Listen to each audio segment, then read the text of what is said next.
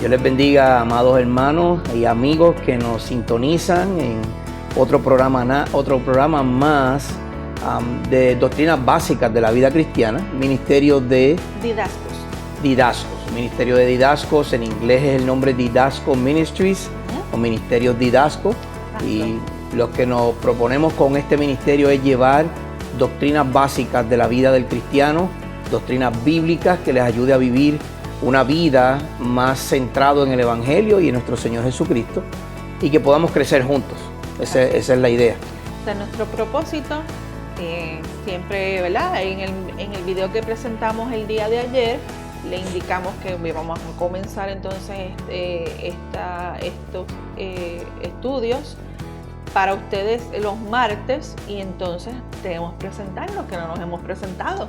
Es cierto. Sí, les habla su hermano en Cristo, Ángel Colón, y como siempre me acompaña mi esposa, Sorismel Reyes.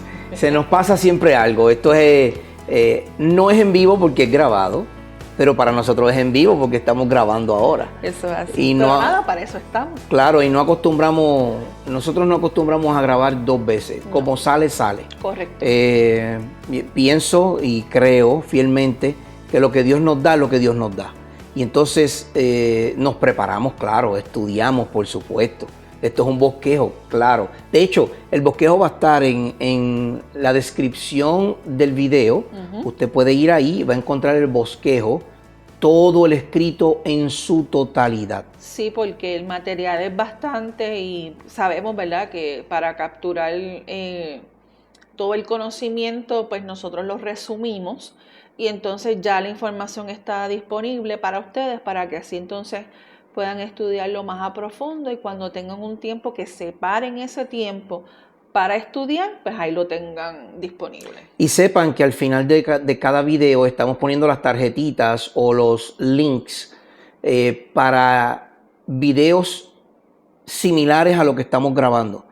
Sean videos de otros youtubers o otros comentaristas sobre la Biblia, y de nosotros mismos. También van a encontrar, por ejemplo, el video anterior a usted lo va a encontrar al final de este video, también lo va a encontrar en la descripción al final. Usted va a ver un link, usted le da clic ahí y puede ir al video anterior. Exacto. Así puede continuar en la secuencia. Claro, y si se le quedó algo de anotar o lo que sea del video anterior, pues ahí entonces lo tiene. Exacto, pero ya basta de hablar. Quiero primero que nada darle muchas felicidades. Primero, gracias a Dios por su iglesia, y segundo, muchas felicidades a la Iglesia Bautista Bíblica de Caguas con su pastor general Ariel Ramírez, nuestro hermano y amigo, quienes cumplieron 54 años de servicio a la comunidad de Cagua y pueblos limítrofes. Es una bendición que una iglesia llegue a 54 años. Sí, más en estos tiempos. En estos tiempos, la iglesia duran 3, 4, 5 años como mucho. Y quizás las pocas así más 20 años, pero pues cuando pasa de un pastor a otro, cuando se hace ese cambio, pues muchas veces ocurren divisiones, sufren, y muchas veces hasta se tienen que cerrar. Exacto, entonces damos gracias al Señor por esa lumbrera en el pueblo de Caguas, predicando la verdad del Evangelio. El pastor general es pastor Ariel Ramírez, pastor Ramón es el pastor asociado, y pastor Benjamín Cochran como pastor de jóvenes. Así que allí hay multiplicidad de ancianos, que es en lo que nosotros creemos. Claro. Un pastor solitario no es bueno. No. Eso la Biblia no lo avala. No, porque le caen tantas responsabilidades que en alguna área va a fallar. La Biblia no lo avala, sorry. No. Y si nosotros queremos ser bíblicos, eso es bíblico. El pastor, una iglesia tiene que tener multiplicidad de pastores, sea una iglesia de 30 miembros o sea una iglesia de 200 miembros, porque un solo varón no puede encargarse de todo. Además, a alguien tiene que rendirle cuentas. Exacto. Y no solamente es a Dios, ¿ok? Así que eso es una gotita del saber y es algo que es bíblico. Si lo quiere argumentar, puede traernos los argumentos, pero le sugiero que busque bien en la Biblia porque es bíblico. Bueno, segunda parte de este programa y estuvimos hablando en la primera parte sobre el canon bíblico. Sí, en el resumen como tal del episodio anterior, exacto, comenzamos a discutir el concepto de lo que es el canon bíblico.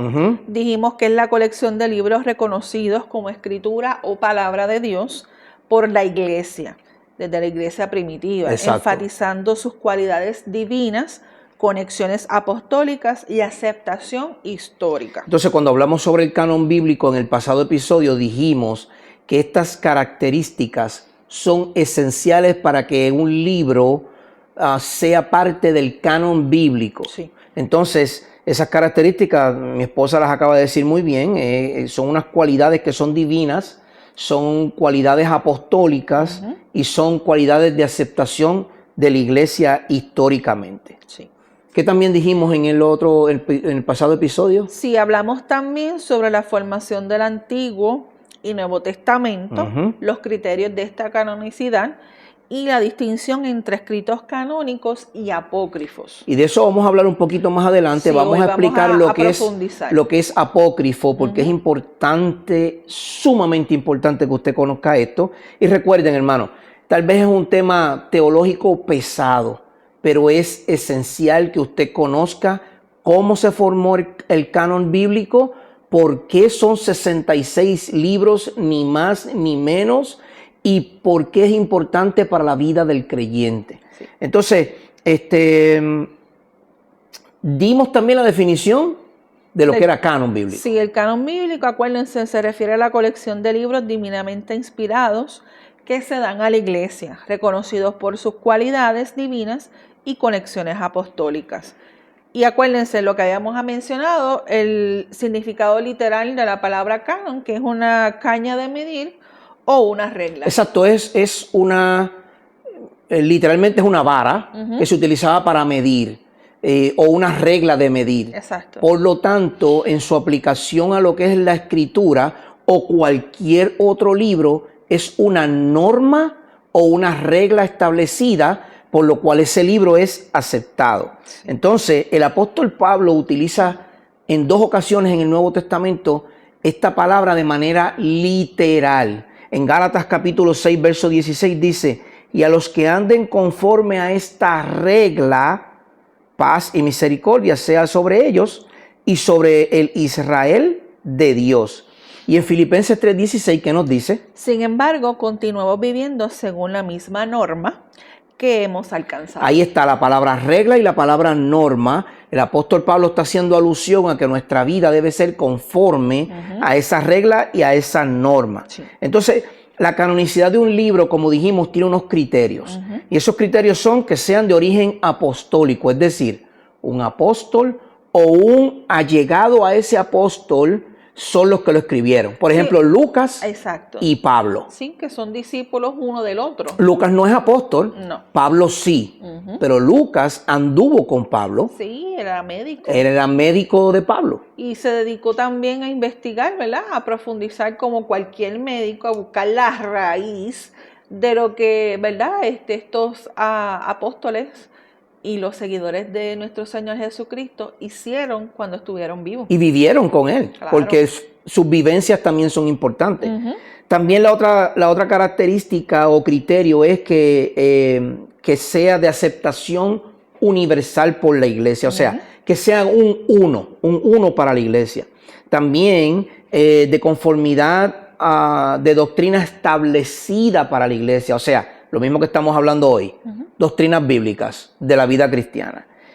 Su uso en las iglesias y que el Espíritu Santo da testimonio de estos escritos. Sí. Esas son algunas de las características que se atribuyen a un canon o al canon bíblico para ser específico.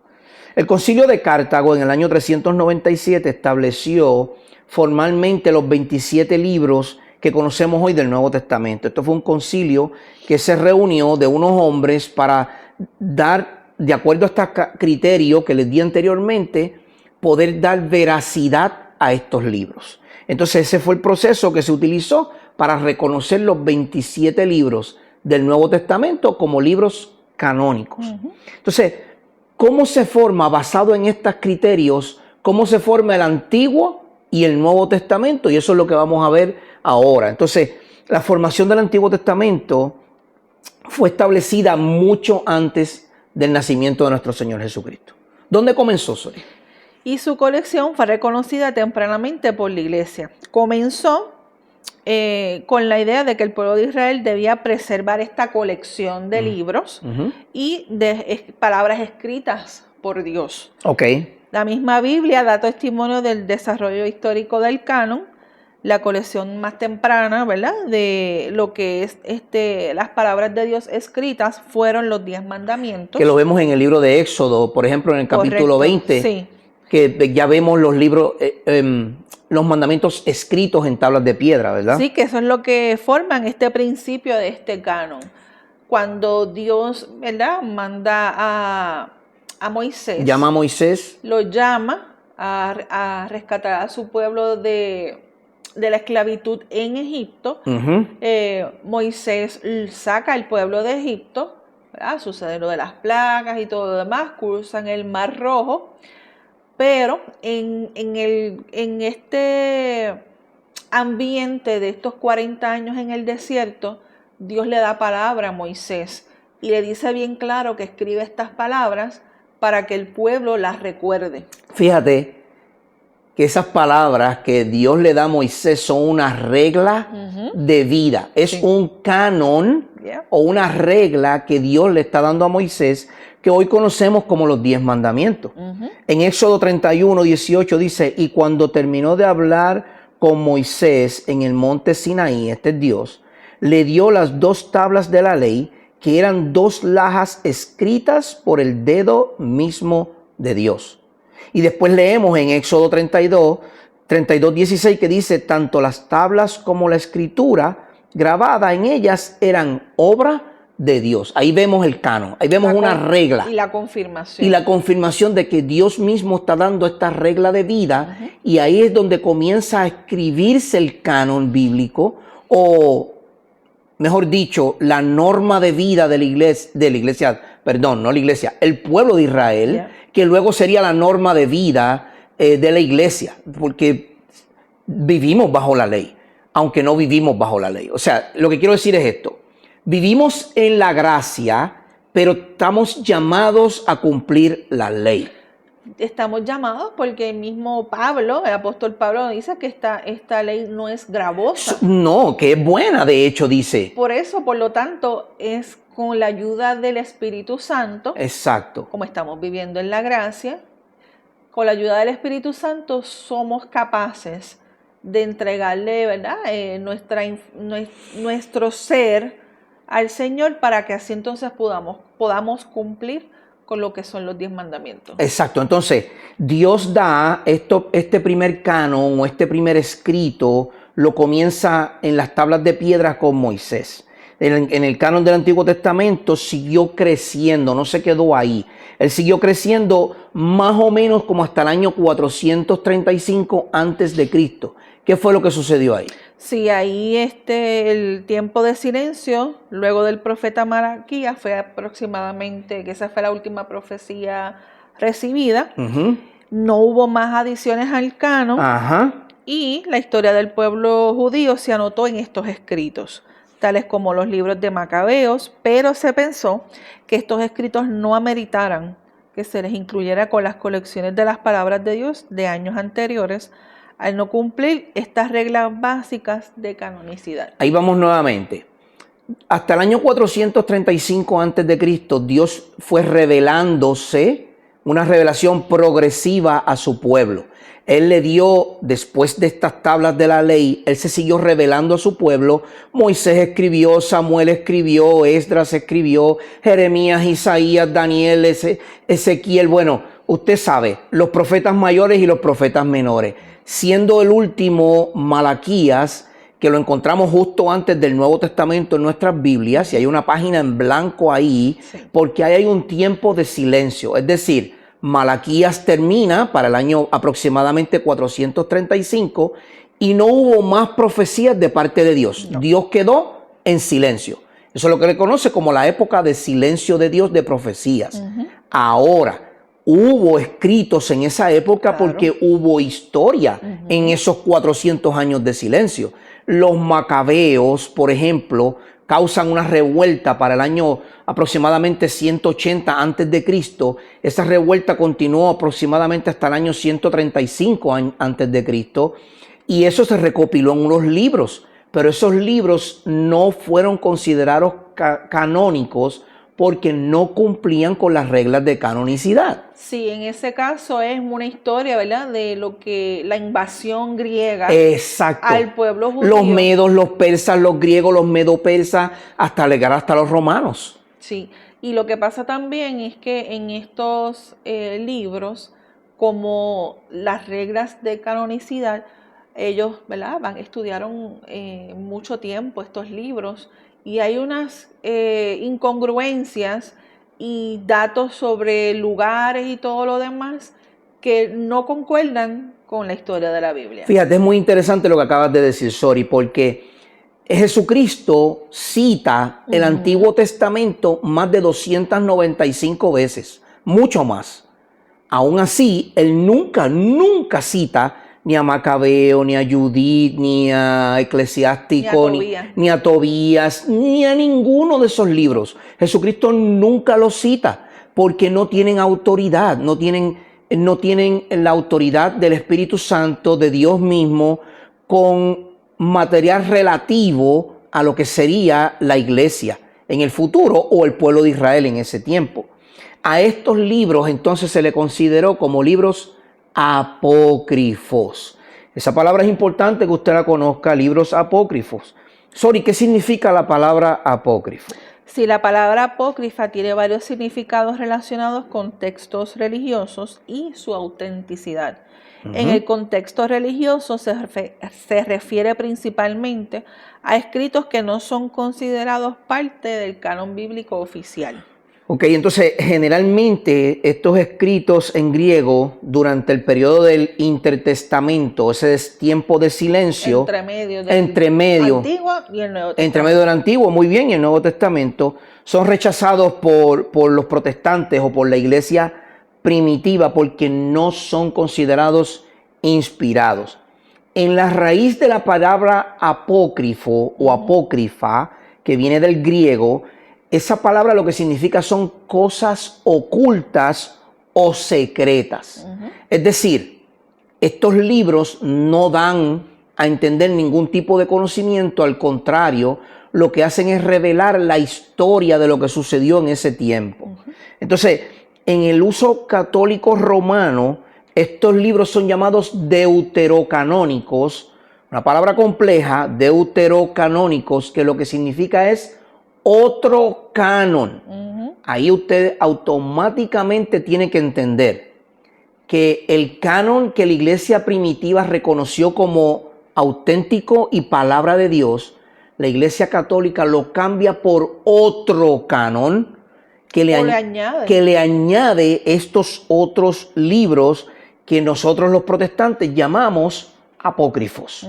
Entonces, en cuestión de enseñanza, estos libros tienen mucha enseñanza histórica de lo que sucedió en ese tiempo del intertestamento, pero no tienen ninguna enseñanza doctrinal para la vida cristiana. Por eso es que son llamados apócrifos. Correcto. Entonces, en la cita de E.J. Young, él anota lo siguiente: no hay marcas en estos libros que atestiguen un origen divino, o sea, no provienen de Dios. No.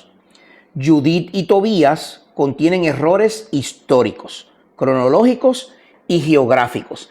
Ya por eso nada más rompe la regla de canonicidad. Sí, porque no presentan lo que la misma Biblia a través de su historia refleja donde está los sucesos. Los sucesos. Exacto. Y hay incongruencias en la parte de que no provienen de una inspiración divina. Por lo tanto, al no tener ninguna afirmación histórica concreta o cronológica, inmediatamente queda excluido del canon. Sí.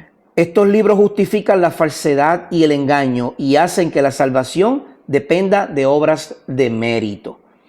E.J. Young también dice que Eclesiástico y Sabiduría de Salomón inculcan una moralidad basada en la convivencia. Es decir, no en lo que Dios ha dicho, sino en cómo yo convivo con otras personas. Sabiduría enseña la creación del mundo con materia preexistente. O sea que algo existía antes que Dios y por lo tanto Dios tomó eso que existía y lo convirtió en materia. Lo cual es un error teológico porque pone a un Dios que no es soberano, todopoderoso y omnipotente.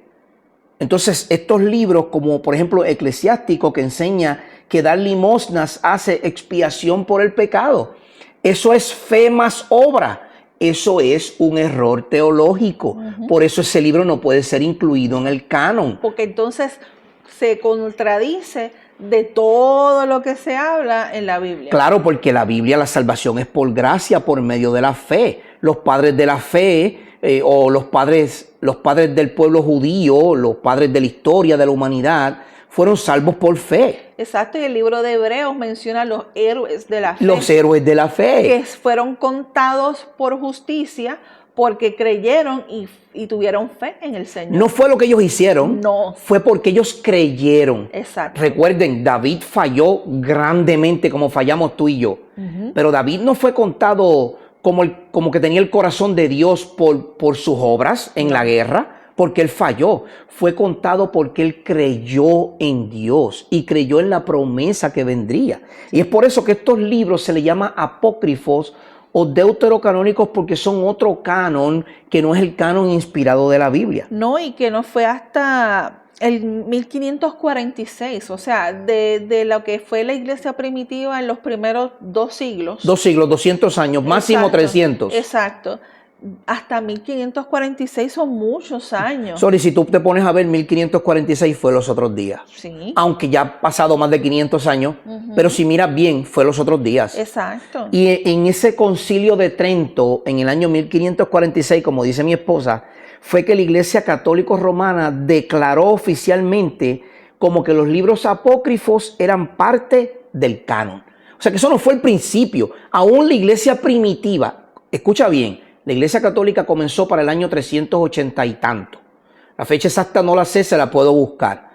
Pero cuando la Iglesia Católica comenzó, ella reconocía los libros canónicos como canónicos. Sí, los 66 libros. Los 66 libros, ni más ni menos. No. No es hasta el año 1546 que en este concilio de Trento, otro papa que vino con cosas en su mente dijo, pues mira, vamos a añadir estos otros 7 libros. Y ahí se consideró como esos libros apócrifos como canónicos. Este concilio de Trento y la Iglesia Católica Romana van en contra de lo que Martín Lutero y la Iglesia Reformada Protestante declaró por esos 1500 años aproximadamente. Sí, acuérdense que Martín Lutero salió de la Iglesia Católica, Ajá. Pero él reconoció de que no se estaba leyendo la Biblia. No se estaba enseñando de acuerdo a la palabra de Dios. Por lo tanto, él al descubrir toda esta verdad incluida en la Biblia, él hace estas 95 tesis.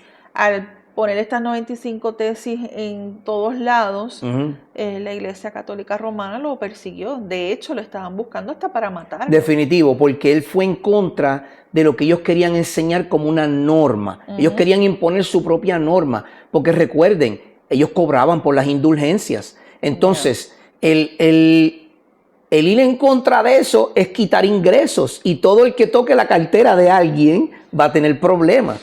Entonces, los libros apócrifos contenían respaldo de las enseñanzas de la Iglesia Católica, pero no contenían respaldo de la Iglesia primitiva y de la Iglesia protestante, porque siempre la Iglesia protestante entendió que no es fe más obras, es fe por gracia. Exacto. No es fe más obra. Las obras vienen por luego. Consecuencia de la fe y el haber sido salvo, ¿verdad? Entonces, al ratificar a los apócrifos como dentro del canon, los católicos podían sostener que la Iglesia tenía la autoridad, ahí está, de declarar una obra literaria como escritura. Es decir, ahora, todo lo que yo diga que es válido, porque somos la Iglesia con autoridad. Sí. Eso es lo que pensaba la Iglesia Católica Romana. Pero entonces, así que podemos decir que los escritos apócrifos no se deben considerar como parte de las Escrituras. ¿Por qué? Vamos a explicar. Tenemos 4 puntos que son importantes para que, ¿verdad?, se pueda entender. Ninguno de ellos afirma tener la misma clase de autoridad que tenían los escritos del Antiguo Testamento. Para comenzar. Exacto. Ninguno de estos libros apócrifos tenían la autoridad que tenían los libros del Antiguo Testamento. Ok. Los judíos, de quienes ellos se originaron, no los consideraban palabras de Dios. Ay, santo Dios. O sea, ni el mismo pueblo judío que vivió en ese tiempo de 400 años consideraba estos libros como palabra de Dios. No. Ni ellos mismos. No. Y entonces, ¿por qué nosotros tenemos que venir a considerarlos como palabra de Dios? Es más, ni el mismo Jesús, ni los autores del Nuevo Testamento lo consideraban escritura. Ya yo dije anteriormente, Jesús nunca citó estos libros. Y contienen enseñanzas incongruentes con el resto de la Biblia. Es decir, si tú te tomas la carta, por ejemplo, de sabiduría de Salomón y la lee, ese libro, usted va a encontrar que hay fe más obras. Sin embargo, usted va a la Biblia en Efesios capítulo 2 y dice que somos salvos por gracia por medio de la fe y esto no de vosotros, pues es un don de Dios, no por obras, para que nadie se gloríe. Y el mismo Salomón, en el libro de Eclesiastés, llega a la conclusión de que todo es vano. Todo es vano. Ahí está la respuesta de que ese libro no puede estar en el canon de la Biblia. Por lo tanto, se considera como otro canon o un libro deuterocanónico, lo que nosotros llamamos un libro apócrifo. Entonces, debemos concluir que son solo palabras humanas y no palabras inspiradas por Dios como la palabra de la Escritura. Tienen valor, no estoy diciendo que no, hermanos y amigos. Estos libros tienen valor para investigación histórica, lingüística, contienen cantidad de relatos útiles, por ejemplo, la historia de los macabeos, usted debe leerlo, claro, luego que haya leído su Biblia. Pero usted debe leerlo porque en la historia de los macabeos usted ve cómo este pueblo o estos hombres intentaron derrochar al ejército romano. O sea que tiene un valor histórico. Es verdad que perdieron, pero tienen valor. Pero nunca han sido parte del canon. Nunca han sido parte del canon del Antiguo Testamento y no se les debe considerar como parte de la Biblia. Por consiguiente, estos libros, amigo y amiga y hermano que me escuchan, no tienen ninguna autoridad sobre la vida de la iglesia. Pero ahora que hemos hablado un poco sobre el canon del Antiguo Testamento, ahora queremos hablar sobre el canon del Nuevo Testamento. ¿Cómo se forma este canon, Sori? Se desarrolla a partir de los escritos de los apóstoles, quienes, guiados por el Espíritu Santo, registran las palabras y las obras de Jesucristo. Eso es importante. Sí. Porque los apóstoles que vivieron con Jesucristo, además, fíjate, usualmente hablamos de los apóstoles, pero Jesús envió a 70. Claro. ¿Y esos no eran discípulos de él? Sí. Por supuesto, esos también eran testigos de él. Claro. ¿Acaso no hubo 3,000, 5,000, 4,000 que se congregaban con Jesús y escuchaban sus palabras? Ahí había gente que fueron discípulos de Jesucristo. Claro que la mayoría estaba por los panes y los peces, pero siempre había testigos oculares. Jesús nunca estuvo solo en sus predicaciones. No, y como siempre, y la misma Biblia lo dice, siempre hay un remanente fiel. Siempre hay un remanente fiel, así que siempre había un grupo que estaba con él y estos apóstoles, además de sus discípulos, atestiguaban las obras de Jesucristo. Jesucristo citaba el Antiguo Testamento y por consiguiente el Espíritu Santo revela lo que sería el Nuevo Testamento a estos apóstoles. Estos escritos son considerados de autoridad divina, al igual que las escrituras del Antiguo Testamento. Los apóstoles como Pedro y Pablo afirman que sus enseñanzas son mandatos de Dios, lo que les otorga un estatus canónico. ¿Por qué? Porque Pedro y Pablo eran apóstoles. Por lo tanto, si viene de parte de los apóstoles, viene de parte de Dios. Si viene de parte de Dios, es canónico. Correcto. Entonces, la iglesia primitiva reconoce algunos de estos escritos, Sí, como los de Pablo, como parte del canon, y también incluye otros textos como Marcos y Lucas, debido a su conexión con los apóstoles. Volvemos otra vez a lo que dijimos al principio. Sí. O sea que Pablo era un apóstol, Pedro era un apóstol. Juan, el discípulo amado, fue un apóstol. Todos ellos tenían conexión con alguien en la época. Y en esa época, por ejemplo, Juan Marcos, hay un texto en la Escritura donde Juan Marcos se discute teológicamente con Pablo. Y Juan Marcos se va por su camino y Pablo se va por su camino.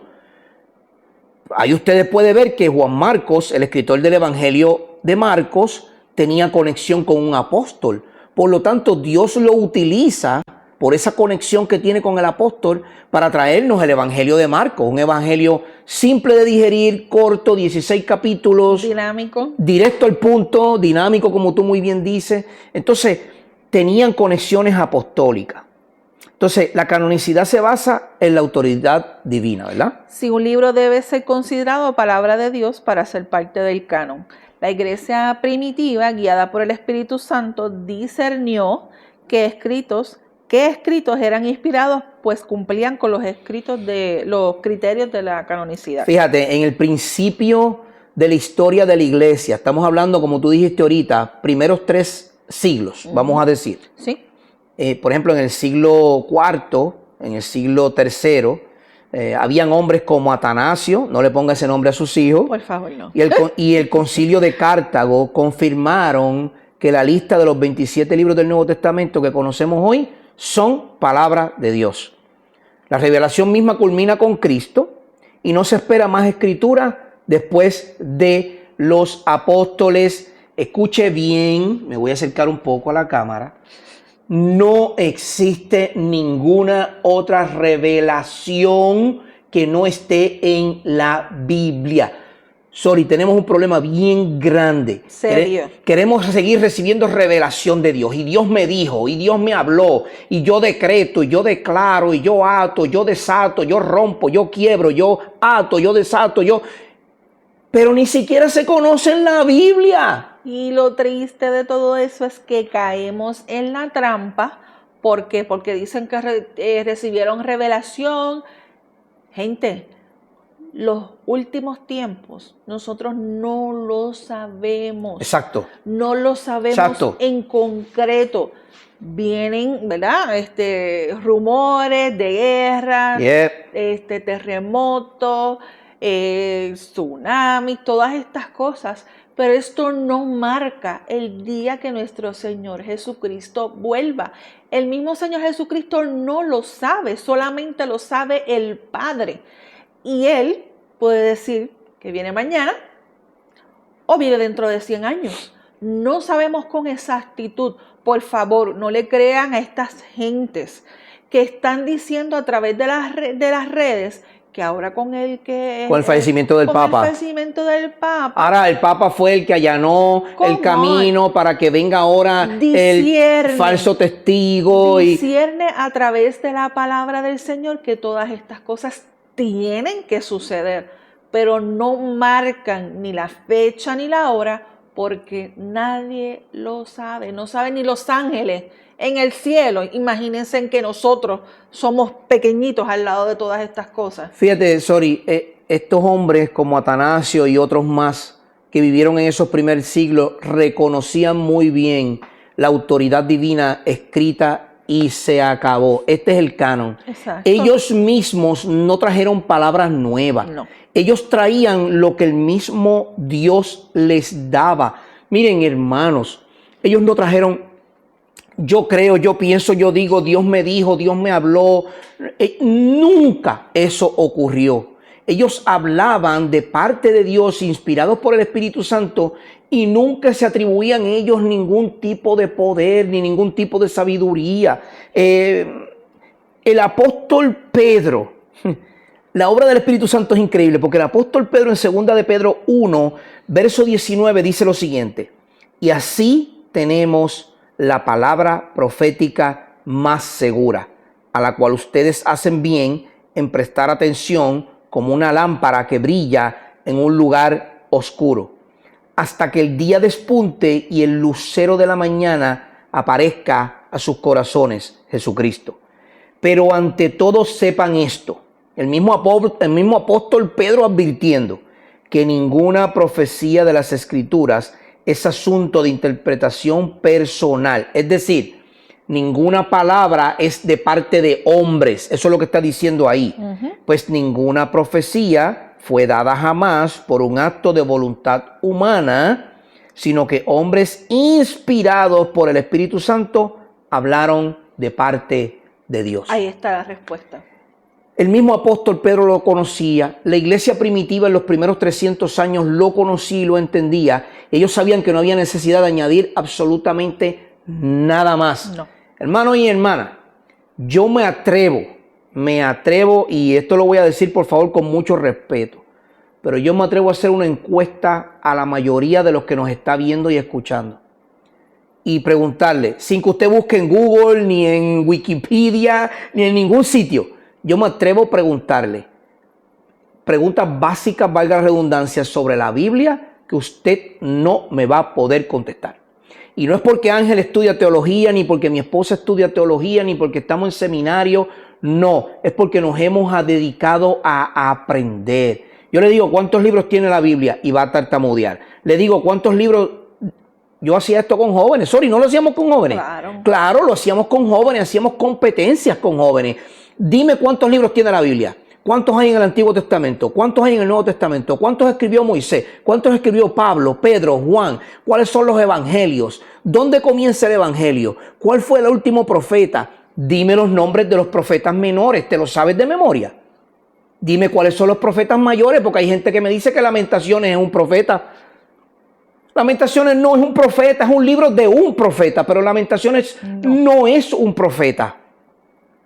Pero como no estudiamos la Biblia y nos dedicamos a escuchar cuánta loquera existe, leer otros libros, aunque no está mal. Claro. Pero es importante conocer, palpar, disfrutar, saborear la palabra de Dios. Exacto, porque sin ella usted va a caer en la trampa de Satanás de escuchar a cuanta persona venga. Es más, mire hermano, si usted me está escuchando a mí ahora y amigo que me escucha, no me crea a mí. Dedíquese usted mismo a buscar esta información. Va a encontrar libros muy buenos como Teología Sistemática de Wayne Grudem, Teología Sistemática de John MacArthur, Teología Sistemática de Louis Berkhoff, Teología Sistemática de Ryrie. Usted va a encontrar libros de ética cristiana. Usted va a encontrar, busque. Hay sitios muy buenos en la web. La Coalición por el Evangelio es muy bueno. GodQuestions.com es muy bueno. Busque información porque mucho de lo que nosotros estamos hablando sale de ahí. Sí, también se usa también la plataforma de Logos. Que ahí está una biblioteca sobre cuánto, más de 3,000, 5,000 libros. Es mucho más grande que eso. Mi biblioteca tiene 3,900 y pico de libros. Mi biblioteca digital. 3,981 creo que fue la última cuenta. Más todo lo que tenemos aquí. Exacto. O sea, usted tiene que dedicarse a estudiar la Biblia. Haga como los bereanos. Queremos ser como los bereanos, pero no estudiamos. Queremos ser como los bereanos, pero escuchamos cuánto loco está hablando por ahí. Usted disculpe que yo lo hable de esa manera, pero esa es la realidad. Sí. O sea, y si usted me mira a mí, míreme también como un loco. Míreme como un loco. Pero busque lo que yo estoy diciendo a ver si es cierto o no. El filtro perfecto es la Biblia. Es la Biblia, ya. Esa es la autoridad suprema. Entonces el canon bíblico es el conjunto de todos esos escritos normativos o una regla de vida que Dios dio a su iglesia. El canon del Antiguo Testamento correspondía a la Biblia hebrea y contenía los libros que conocemos como el Antiguo Testamento. Esta era la Biblia leída cuando Jesús realizó su ministerio. Es decir, cuando Jesús estaba en su ministerio terrenal de sus 3 años y medio, lo que él hablaba era del Antiguo Testamento. Todas sus citas, él siempre decía, ¿qué dice?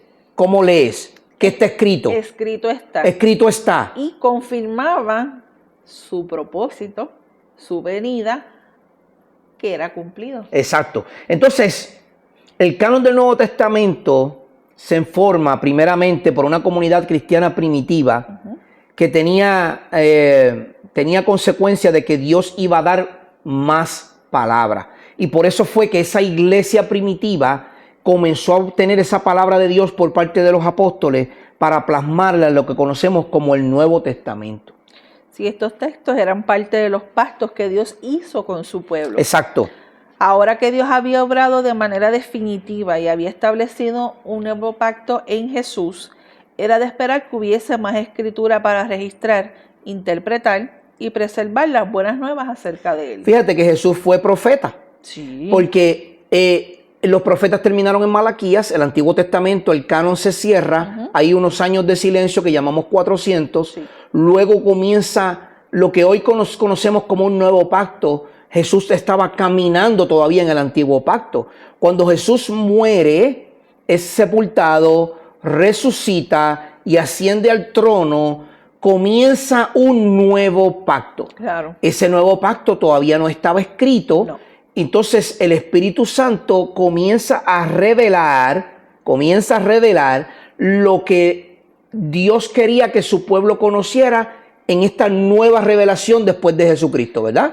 Sí, Jesús fomentó esta expectativa en su vida terrenal y él preparó a sus discípulos. Imagínense, en 3 años y medio, muchos teólogos y estudiosos dicen que esto es considerado hasta 3 o 4 doctorados. Exacto, para el que dice que no es necesario estudiar, sepa que Jesús era considerado como un rabí, y rabí es un maestro. Y él los preparó para eso. Él los preparó durante 3 años, como tener 3 o 4 doctorados estando con Jesucristo, ¿verdad? Sí, diciéndoles que cuando se fuera iba a enviar al Consolador, el Espíritu de verdad. Eso lo vemos en Juan 16:13, que dice lo siguiente: pero cuando Él, el Espíritu de verdad, venga, los guiará a toda la verdad, porque no hablará por su propia cuenta. Fíjense, el Espíritu Santo, siendo Dios, no iba a hablar lo que Él le daba la gana. Él iba a hablar, sino que hablaría todo lo que oiga de quién, del Padre, y les hará saber lo que habrá de venir. La generación de los apóstoles, vio el cumplimiento de esa promesa con la inspiración de una nueva escritura. Por ejemplo, el apóstol Pedro creía que las cartas de Pablo que él había visto eran como las otras escrituras. Y él decía él mismo, ¿verdad? Hablaba de esas otras escrituras porque en un momento Pablo y Pedro tienen un roce teológico y Pablo tiene que corregir a Pedro cuando Pedro quería hacerse como los judíos, habiendo sido ya, estando en la gracia. Ahora Pedro quería continuar bajo la ley y entonces Pablo lo corrige. Y cuando Pedro habla sobre Pablo, Pedro dice, recuerden las otras escrituras que el apóstol Pablo habló. Pablo también certificó algunos de sus propios escritos de la palabra de Dios, y eso lo podemos ver en 1 Corintios y 2 de Tesalonicenses. Uno de ellos es 1 Corintios capítulo 14, Sori, ¿qué nos dice? Sí, el 1 Corintios 14, 37 al 38 dice así: si alguien piensa que es profeta o espiritual, reconozca que lo que les escribo es mandamiento del Señor. Pero si alguien no reconoce esto, él no es reconocido. Exacto. Las referencias lo que indican es que en el primer siglo Dios había dado más libros inspirados y eso se sabía por medio de la iglesia. Entonces, ¿qué son los libros inspirados y los no inspirados? Estos nuevos libros inspirados, vamos a primero poner los inspirados, no vinieron con una lista de contenidos y no eran estos los únicos que circulaban en la iglesia primitiva. Es decir, no había libro tal, capítulo 1, verso tal, no. Eso no existía. Eran unos rollos que existían, pero habían otros rollos, ¿verdad que sí? Sí, hubo otros documentos que teóricamente podrían haberse considerado como escritura, como el Pastor de Hermas o el Evangelio de Tomás. Se ha puesto de moda decir hoy que estos y otros documentos fueron populares en la iglesia, pero fueron excluidos del canon en el siglo IV injustamente por una autoridad eclesiástica y política que no estaba interesada en tenerlos. Ok, en realidad lo que sucedió fue que en los primeros siglos de la iglesia, se iba leyendo y estudiando diferentes textos que habían en las iglesias locales. Sí. Y algunos de ellos fueron reconocidos como divinos y autoritativos. Y otros no pudieron serlo porque de nuevo volvemos a la regla. Si rompe la regla de canonicidad, no puede ser incluido en el canon. No, y si tienen alguna, ¿verdad? Algún escrito o un extracto que no concuerda con nada con lo que está escrito en toda la Biblia, pues entonces Dios no se contradice. Exacto. Por lo tanto, tiene que ser excluido del canon de la Biblia. Exacto. Entonces, por ejemplo, si tomamos el Evangelio de Tomás, por darles un ejemplo, no está en ninguna colección de manuscritos del Nuevo Testamento, de todo lo que se han encontrado, incluyendo los del Qumran, Sí. en el Mar Muerto. Eso no está ahí. No hay ninguno de estos escritos. No figura en las listas tempranas de los libros canónicos y, de hecho, fue explícitamente condenado por varios líderes de la iglesia antes del IV siglo.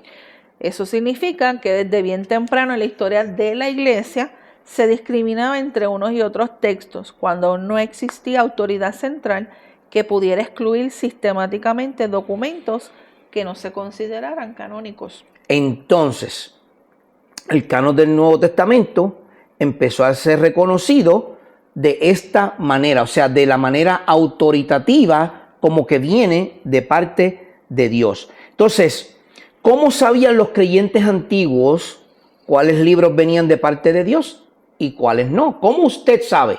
¿Cómo yo sé cuáles libros vienen de parte de Dios y cuáles no vienen de parte de Dios? Una de estas características de los libros inspirados es su origen apostólico. ¿Qué fue lo que dijimos anteriormente? Algunos escritos fueron excluidos del canon por no ser redactados ni por apóstoles ni por gente cercana. Recuerde, si no da testimonio vivo, de hecho, uno de los requisitos para ser apóstol es que haya sido llamado por el mismo Jesucristo. Exclusivamente por Jesús. Directamente por Jesús. Ahora, cuidado con esto. Yo he escuchado de gente que dice que Jesucristo se sienta con ellos en el sofá de la casa. Ay, santo. O en el baño. Yo leí ayer en mi devocional sobre el Éxodo, cuando el monte Sinaí temblaba, se estremecía, tenía fuego, humo, truenos, humo salía, relámpagos, la voz de Dios era como una trompeta. Y entonces hoy queremos decir, yo quiero experimentar la presencia de Dios, o yo quiero experimentar a Dios en mi vida, o yo quiero, es como ese experimento sobrenatural. Hermano, si usted no puede con un terremoto de 4.0 o un terremoto de 5.0, porque la tierra tiembla un poquito y todo el mundo está corriendo como gallina sin cabeza, ¿cómo usted va a experimentar la presencia del Dios vivo, santo, 3 veces santo y todopoderoso en su vida, si el mismo Moisés relata que en el monte Sinaí se estremecía por el poder de Dios? Y la prueba que asegura todo eso es que el rostro de Moisés cambió. Por completo. O sea, una persona que esté en la presencia del Señor como lo estuvo Moisés, no va a ser igual que antes. Jamás, sorry. De hecho, el mismo Moisés, cada vez que hablaba directamente con Dios, luego que hablaba con Dios, se tapaba el rostro. Exacto. Porque era algo impresionante.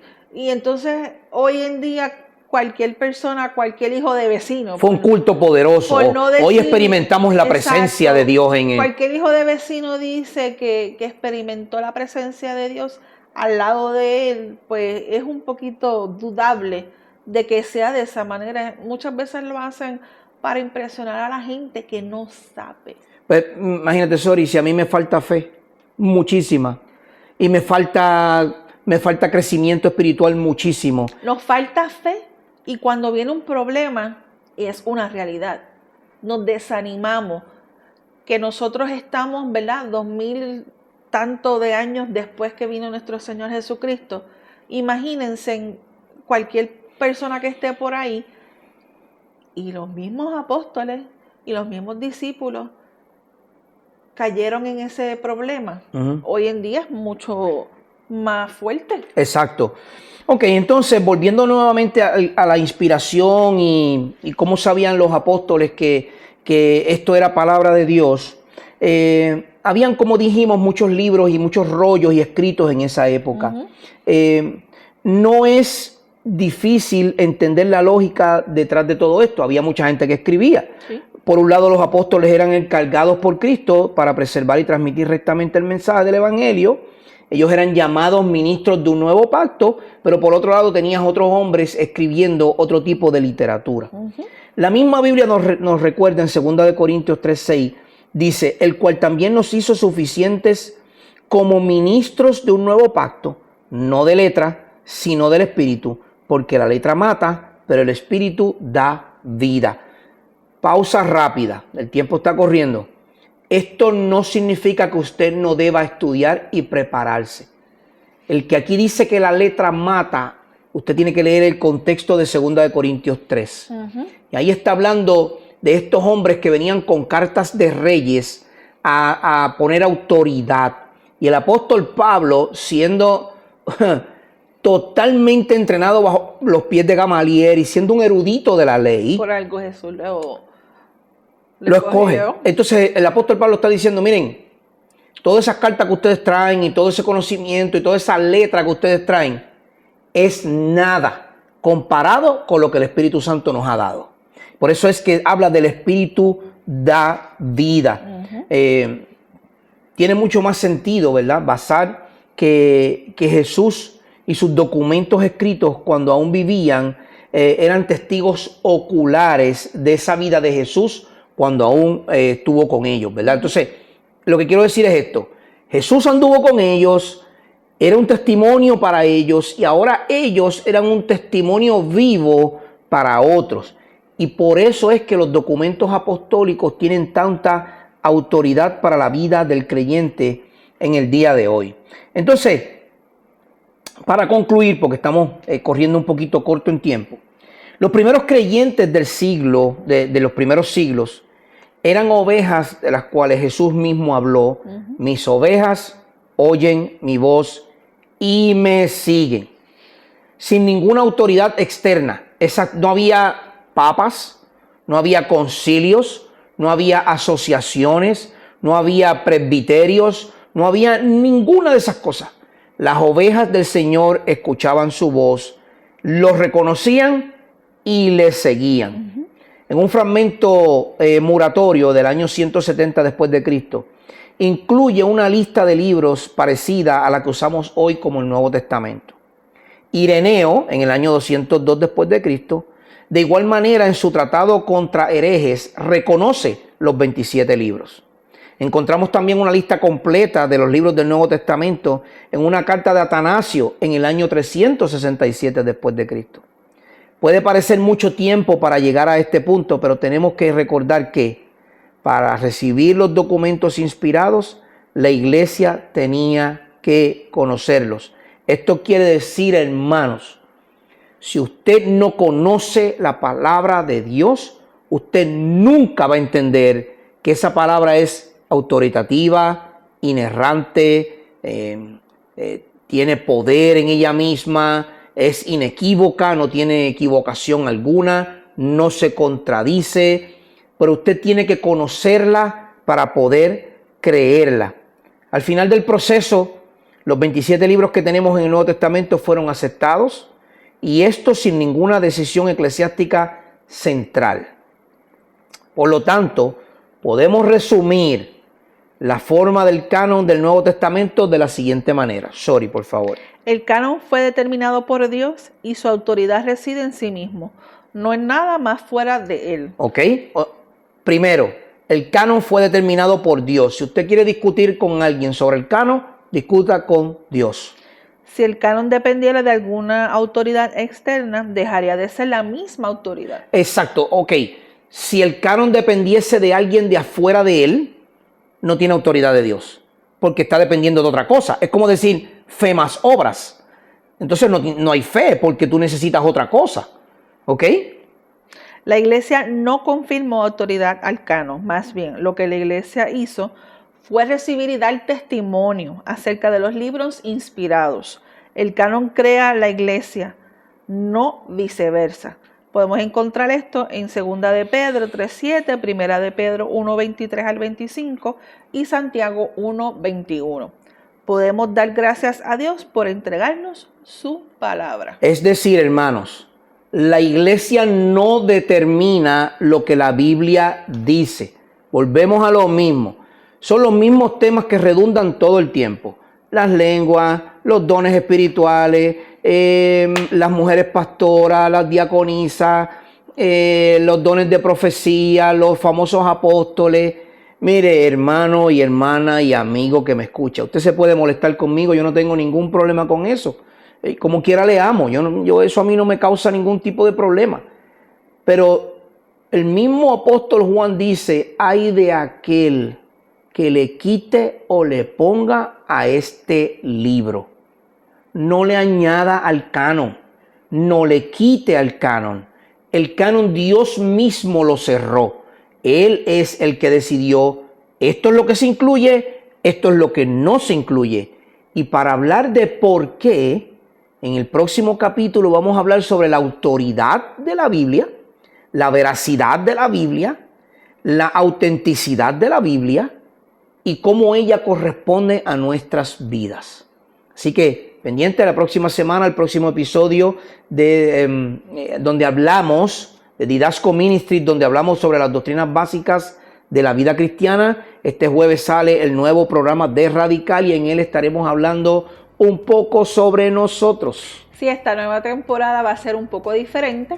Vamos a hablar de temas muy especiales, pero vamos a comenzar, ¿verdad? Ya que tuvimos una temporada completa y se nos han acercado, ¿verdad? Saber quiénes somos nosotros y de dónde venimos. Exacto. Así que es importante que estén pendientes para que puedan recibir toda esta información. No olviden de suscribirse a nuestro canal Radical Contra la Corriente en YouTube y en todas las plataformas de lo que es este podcast en Audible, y también a la campanita para recibir estas notificaciones.